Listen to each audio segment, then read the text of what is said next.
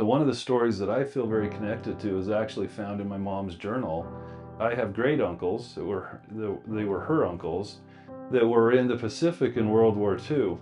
And she clipped out clippings out of the newspaper about her two uncles that were in the Pacific in the same regiment. And they went through 5 offenses there in the Pacific, including Iwo Jima. And that story is so relevant to me understanding what my forebears did for me and fought in wars that actually was for our freedom. So in a patriotic sense, this is very important, but in a personal sense, it is a wonderful story that I feel connected to. And our families all have these stories. We have to find them, and sometimes they're buried a little bit, but I think the story is what connects us together.